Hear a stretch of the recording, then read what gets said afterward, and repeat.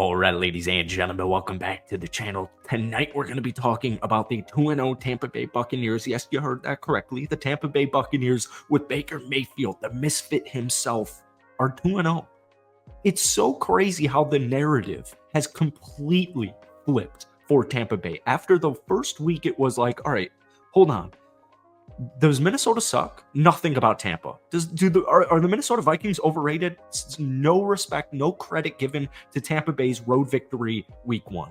So they play the Bears week 2. They just kind of demolish them. The scoreboard doesn't really show it, but they win 27-17. This is yesterday, right?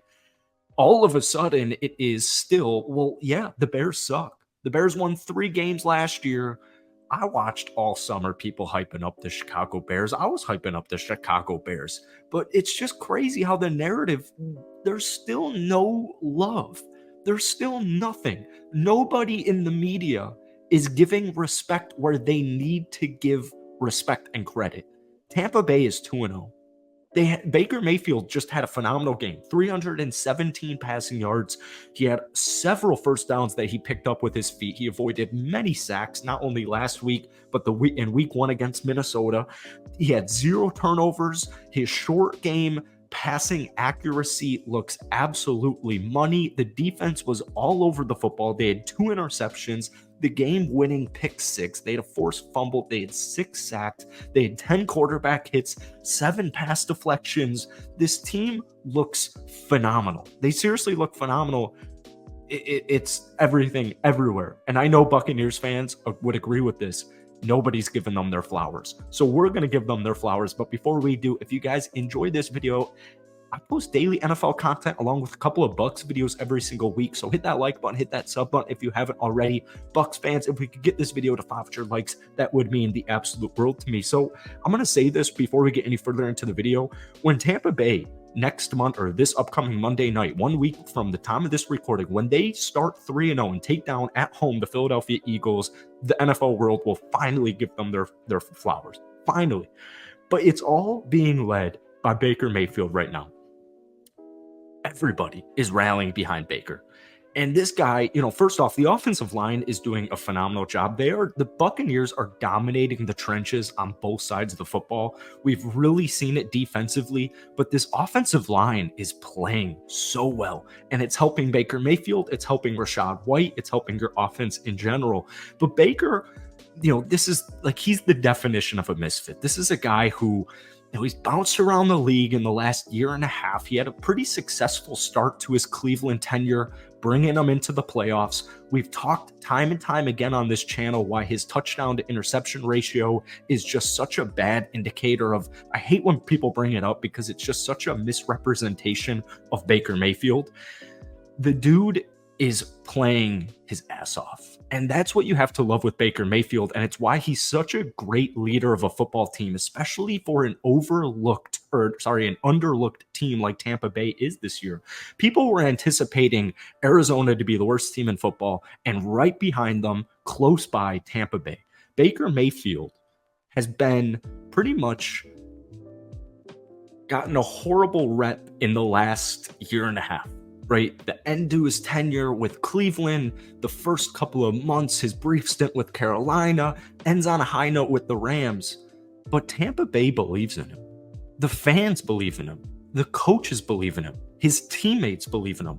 This is Mike Evans, Chris Godwin. This is the best wide receiving core Baker Mayfield has ever had in his NFL career. But they believe in him. The city believes in him. And this goes such a long way. If anybody watching this video has played a professional sport, if anybody is watching this has played a sport, just somebody believing you, whether that's your parent, a sibling, a family member, a coach, it goes a really long way for confidence, for production, for execution. All of the little stuff matters. It all matters. And it's paying off for Baker Mayfield right now. And don't listen to it. Oh, it's just the Chicago Bears. It's just the Chicago Bears. Tampa was never supposed to win this game.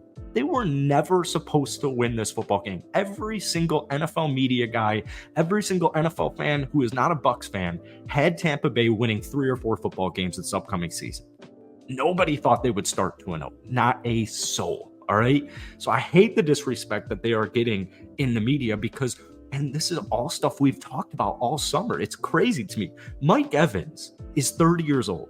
People act like the dude is 36 years old and he's at the end of his career. No, this is a Hall of Famer and he's 30. Chris Godwin.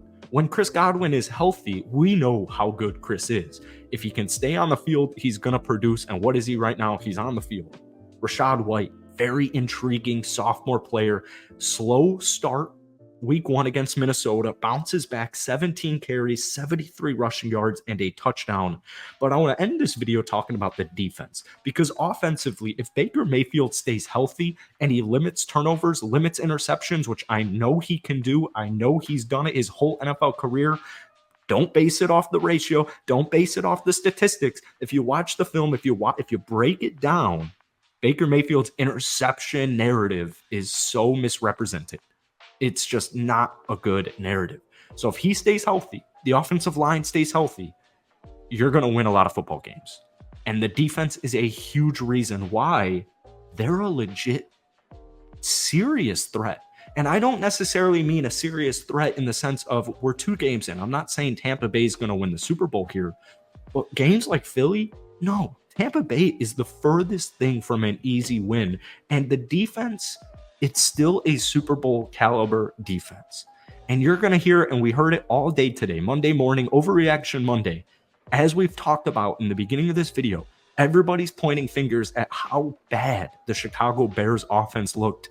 Nobody's given credit to the Tampa Bay Buccaneers defense who forced this to happen. This defense is loaded. I mean, you can go down the roster, the depth chart, just on paper, they're loaded. So Tampa Bay, I know we're only 2 games in. You've got Minnesota who's 0-2 and Chicago who's 0-2. I'm telling you, their defense is legit. Everybody is rallying and believing in Baker Mayfield. They've got the recipe. They've got the blueprint. This is last year's Seattle Seahawks team, but better because their defense is already at a Super Bowl level. They're already at an elite level defense. Seattle did not have that last season.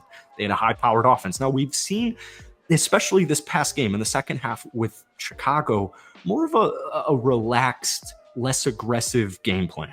That will change against Philadelphia because you're going to need to put up points against Philly. This game, we're going to learn a lot more about Tampa Bay. Keep in mind, Jalen Hurts is playing somewhere between 60 and 70% full health. He is not even close to fully healthy. And this team, the Eagles, we've seen it, that with Shane Steichen leaving, it looks like a completely different Eagles team. Now, I'm not ringing the bell saying, and this also isn't an Eagles video, they're going to be perfectly fine. But this is a golden opportunity for Tampa Bay to strike, all right? Hit that like button, hit that sub button if you haven't already. But guys, give me a confidence meter heading into Monday night's matchup at home against the Philadelphia Eagles. Thank you guys so much for watching. Stay tuned for next time, and we will see you